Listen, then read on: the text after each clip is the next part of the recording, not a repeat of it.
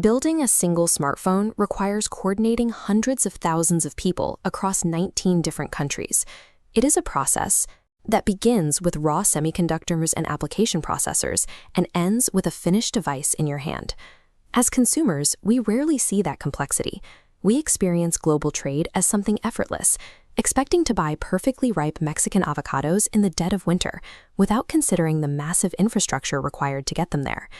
Erasing borders to move these products creates a specific kind of friction.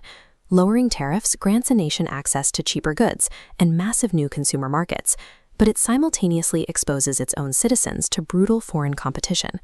For certain industries, the open border creates a clear win. Before free trade, avocados were a seasonal, regional luxury in the United States. Today, year-round access has built an entire export economy south of the border and given American consumers a new dietary staple. But when two countries are equally good at making something, like shoes, and the only difference is the cost of labor, domestic workers pay the price. Entire towns can be devastated as factories shutter and manufacturing jobs migrate to wherever labor is cheapest. Because free trade creates such distinct winners and losers, nations cannot simply open their borders and hope for the best. They must meticulously write dense rulebooks to prevent economic chaos. In 1989, Canada and the United States signed the Free Trade Agreement. The logic was pragmatic. Canada had vast reserves of natural resources like timber and oil, while the U.S. had a massive market of consumers eager to buy them. 5 years later, they expanded the playbook. The North American Free Trade Agreement, or NAFTA, brought Mexico into the fold, linking 3 distinct economies into a single trading bloc of 360 million people. These rules dictated the exact mechanics of the industry. To move tariff-free across these borders, a vehicle couldn't just be assembled in Mexico. It had to prove that at least 62.5% of its parts originated from within North America. The economic result was a massive boom in exports. Between 1993 and 2003, Mexican exports to Canada alone jumped by 200%. However, as the years passed, public anger mounted over outsourced jobs and a perceived loss of national sovereignty. These treaties became political lightning rods, often criticized for benefiting private industry at the expense of local workers. Trade agreements are political treaties, not permanent natural laws. When domestic anger peaks, governments face intense pressure to return to the negotiating table and rewrite the terms. In 2018, that pressure forced a direct renegotiation. The resulting USMCA replaced NAFTA, bringing with it a set of 21st-century requirements. Manufacturing mandates are now more aggressive. Automakers must source 75% of parts and 70% of steel and aluminum domestically. Negotiators also updated intellectual property protections, extending copyrights to 70 years and locking in 10-year patents for biologic medicines. This Venn diagram highlights a critical new mechanism, a 16-year sunset clause. It ensures that the countries are not locked into the agreement indefinitely and must periodically review and renew the terms.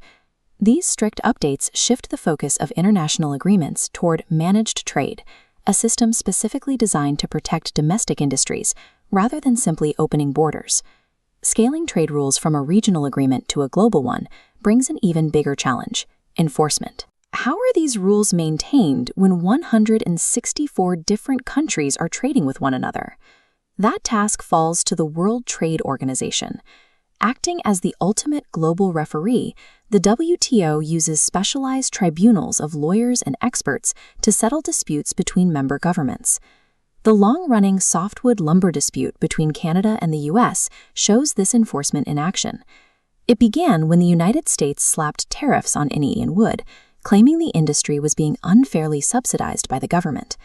The U.S. argued subsidies destroyed their domestic lumber industry. Canada appealed the tariffs to NAFTA and the WTO. In 2005, the WTO ruled for the United States. This shows their critical power, the authority to authorize economic sanctions against nations refusing to comply. This referee is essential to the system. Without a higher authority capable of authorizing retaliation, powerful nations would simply ignore trade treaties whenever it suited them. Proponents argue that institutions like the WTO and USMCA successfully lower the cost of living by removing trade barriers. This creates a world where nations are deeply economically reliant on one another for the goods their citizens use every day.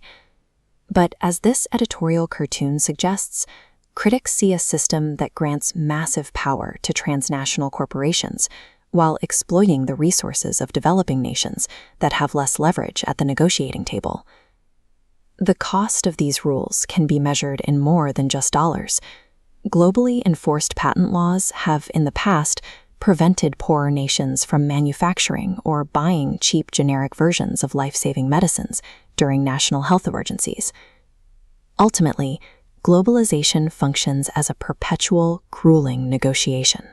It is a system where countries constantly trade away pieces of their independence in exchange for a share of global prosperity.